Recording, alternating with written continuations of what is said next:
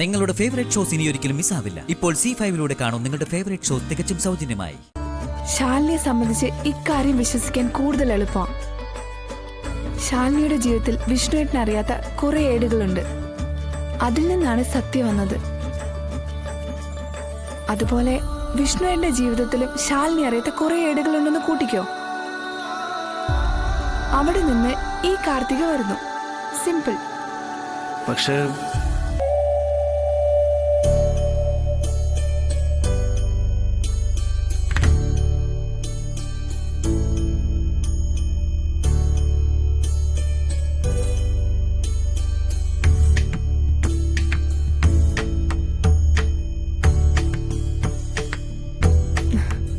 വിഷ്ണുവേട്ടാന്ന് വിളിച്ചോട്ടെ ഞാൻ?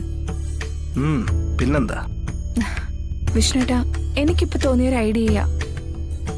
നമ്മുടെ പ്രശ്നങ്ങളെല്ലാം പരിഹരിക്കാൻ നമുക്കങ്ങ് കല്യാണം കഴിച്ചാലോ?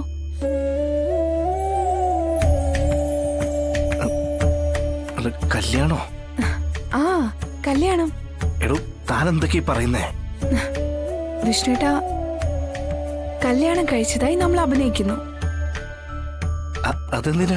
വിഷ്ണുവേട്ടാ, ഇപ്പൊ നമ്മുടെ രണ്ടുപേരും പ്രശ്നത്തിനുള്ള പരിഹാരം അത്. വിഷ്ണുവേട്ടനെ കല്യാണത്തിന് വേണ്ടി നിർബന്ധിച്ചുകൊണ്ടിരിക്കല്ലേ അമ്മ? വിഷ്ണുവേട്ടനെ ഒരു കല്യാണം കഴിച്ചാ തീരുന്നതല്ലേ ഉള്ളൂ ആ പ്രശ്നം. അല്ല, പക്ഷെ കാർത്തികേ, വിഷ്ണുവേട്ടാ, ഞാൻ മനസ്സിലാക്കിയത് വെച്ച് വിഷ്ണുവേട്ടന്റെ അമ്മയ്ക്ക് മധുശ്രീയെ കൊണ്ട് തന്നെ വിഷ്ണുവേട്ടനെ കല്യാണം കഴിപ്പിക്കണമെന്നൊന്നുമില്ല. ഏത് പെൺകുട്ടിയായാലും വിഷ്ണുവേട്ടന്റെ അമ്മയ്ക്ക് ഓക്കെയാ. തന്നെ വഞ്ചിച്ചെന്ന് കരുതുന്ന ശാലിനിയോടുള്ള പ്രതികാരം അത്രയുള്ളൂ. പക്ഷെ ഇതെങ്ങനെ ശരിയാവുക? ഇപ്പോ ഇതേ ശരിയാവൂ. വിഷ്ണുവേട്ടൻ ഒരു കല്യാണം കഴിച്ചെന്ന് വന്നാ മറ്റൊരു കല്യാണത്തിന് വേണ്ടി സത്യാമ്മ വിഷ്ണുവേട്ടന്റെ മേൽ സമ്മർദ്ദം ചെലുത്തില്ല. ശാലിനി പറയാൻ മടിക്കുന്ന അല്ലെങ്കിൽ ഒളിക്കുന്ന ഒരു രഹസ്യം ഉണ്ടെന്നല്ലേ വിഷ്ണുവേട്ടൻ എന്നോട് പറഞ്ഞത്? വിഷ്ണുവേട്ടൻ മധുശ്രീ കല്യാണം കഴിക്കുന്നുള്ള ഭീഷണിക്ക് മുന്നിൽ പോലും ശാലിനി ഇത് പറയാൻ തയ്യാറായില്ല. സത്യയെ സംബന്ധിക്കുന്ന ആ രഹസ്യം കണ്ടെത്തണ്ടേ? അതിന് കുറച്ച് സമയവും സാവകാശവും ഒക്കെ വേണ്ടേ? അതിനു വേണ്ടിയാ ഈ കള്ളക്കല്യാണം.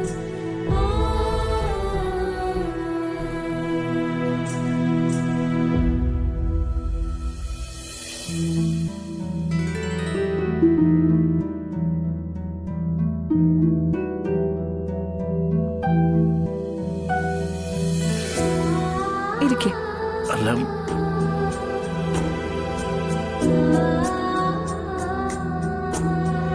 വിഷ്ണുവേട്ടൻ മറ്റുള്ള പെൺകുട്ടികളെ കല്യാണം കഴിക്കാൻ അമ്മ സമ്മർദ്ദം ചെലുത്തുന്നതേ ശാലിനി കണ്ടിട്ടുള്ളൂ.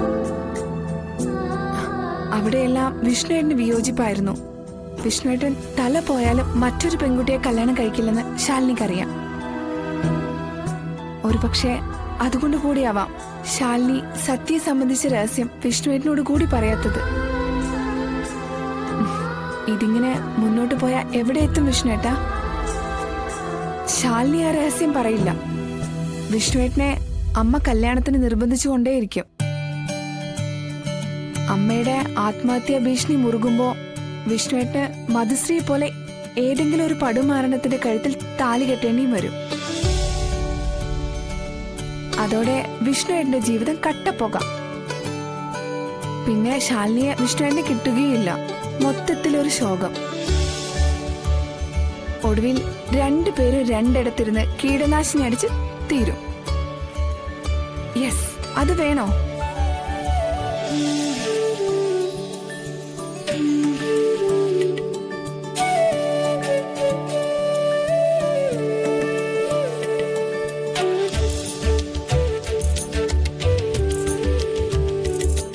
വിഷ്ണുവേട്ടന്റെ ഇഷ്ടത്തോടെ വിഷ്ണുവേട്ടൻ മറ്റൊരു പെൺകുട്ടിയെ വിവാഹം കഴിച്ചെന്ന് വന്നാ ശാലിനി ഒന്ന് കുലുങ്ങും. പിന്നെ അധിക സമയം ആ രഹസ്യം കാത്തു സൂക്ഷിക്കാൻ ശാലിനിയെ കൊണ്ട് പറ്റില്ല. അതെ വിഷ്ണുവേട്ടാ, ഇഷ്ടപ്പെട്ട പുരുഷനെ കൈമോശം വരുമെന്ന് വന്നാൽ പെണ്ണെന്തും ചെയ്യും. അതല്ലേ ഇപ്പൊ എന്നെ ഈ പാറവിളമ്പിൽ കൊണ്ടുവന്ന് നിർത്തിയിരിക്കുന്നേ? അല്ല, പക്ഷെ ഒരു പരിചയമില്ലാത്ത ഒരാളെ ഞാൻ പെട്ടെന്നൊരു ദിവസം കല്യാണം കഴിച്ചു എന്ന് പറഞ്ഞ ശാലിനി വിശ്വസിക്കോ? ഒരു പരിചയമില്ലെന്ന് ആരാ പറഞ്ഞേ? നമ്മൾ തമ്മിൽ വർഷങ്ങളുടെ പരിചയവും പ്രണയവും ഉണ്ട്. വർഷങ്ങളായി രഹസ്യമായി സൂക്ഷിച്ചൊരു ബന്ധത്തിന്റെ പര്യവസാനമാണ് ഈ കല്യാണം. അങ്ങനെ അറിയാവോ, ശാലിനി മാത്രല്ല എല്ലാരും. എടോ, പക്ഷെ അങ്ങനെ പറഞ്ഞാൽ മറ്റുള്ളവർ വിശ്വസിക്കോ? വിശ്വസിക്കും.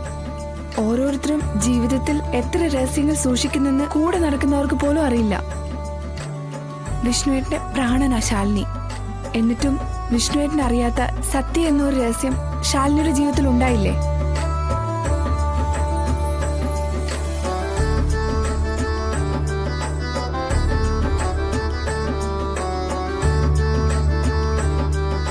അത് വളരെ സിമ്പിളാ വിഷ്ണുവേട്ടാ. ഒന്നിച്ചിറങ്ങുന്ന ഭാര്യ ഭർത്താക്കന്മാരും രഹസ്യബന്ധങ്ങൾ സൂക്ഷിക്കുന്നില്ലേ? അതും ഒന്നിലേറെ. പലതും അവരുടെ മരണത്തിന് ശേഷം പോലും തിരിച്ചറിയില്ലല്ലോ. സ്ത്രീകളെക്കാൾ പുരുഷന്മാർക്ക് അത്തരം ബന്ധങ്ങൾ സൂക്ഷിക്കാൻ എളുപ്പം. അവരുടെ സഞ്ചാരത്തിനും സ്വാതന്ത്ര്യത്തിനും ഒന്നും ഒരു പരിധിയില്ലല്ലോ. ശാലിനിയെ സംബന്ധിച്ച് ഇക്കാര്യം വിശ്വസിക്കാൻ കൂടുതൽ എളുപ്പം. ശാലിനിയുടെ ജീവിതത്തിൽ വിഷ്ണുവേട്ടൻ അറിയാത്ത കുറെ ഏടുകളുണ്ട്. അതിൽ നിന്നാണ് സത്യം വന്നത്.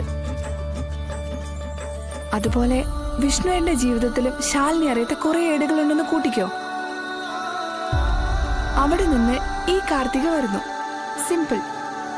പക്ഷെ തന്നെ പറ്റി അവരന്വേഷിക്കില്ലേ? തനിക്ക് മറ്റൊരു കാമവനുണ്ടെന്നും ഈ പറഞ്ഞത് കള്ളമാണെന്ന് അവർക്ക് ബോധ്യപ്പെടില്ലേ?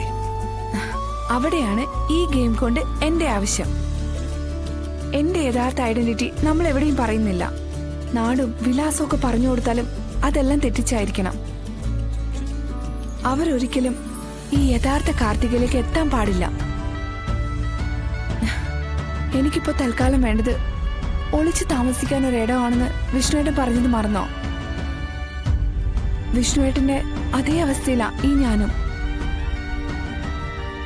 അച്ഛൻ എന്നെ കണ്ടുപിടിച്ച ജയശങ്കറിനെയോ വേറെ ഏതെങ്കിലും കോന്തനെ കൊണ്ട് എന്നെ കെട്ടിക്കും. എടോ, പക്ഷെ നമ്മൾ ഈ ഒളിച്ചുകളി എത്ര നാൾ തുടരും? അധികം നാൾ തുടരാൻ പാടില്ല. അത് നമ്മുടെ കൂടെ ആവശ്യമാണ്. അങ്ങനെ വന്നാ എനിക്കെന്റെ ഹർഷനെയും വിഷ്ണുവേട്ടന്റെ ശാലിനിയും നഷ്ടപ്പെടും.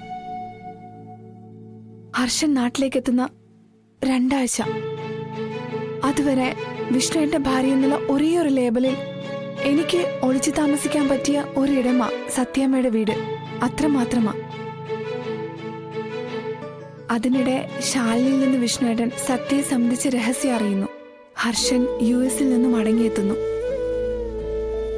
സത്യാമ്മയ്ക്ക് സത്യയെ സംബന്ധിച്ച എല്ലാ തെറ്റിദ്ധാരണകളും നീക്കി വിഷ്ണുവേട്ടനും ശാലിനിയും സുഖമായി ജീവിക്കണം. ഞാൻ ഹർഷനൊപ്പം US-ലേക്കും പോവും. എങ്ങനെയുണ്ട്? കേൾക്കുമ്പോ ഒരു സുഖമൊക്കെ ഉണ്ട്. പക്ഷെ ശാലിനി ഇതെങ്ങനെ താങ്ങുമെന്നാ? ശാലിനെ കൊണ്ട് സത്യം പറയിക്കാൻ ഇതേ ഒരു മാർഗമുള്ളൂ. Please deal.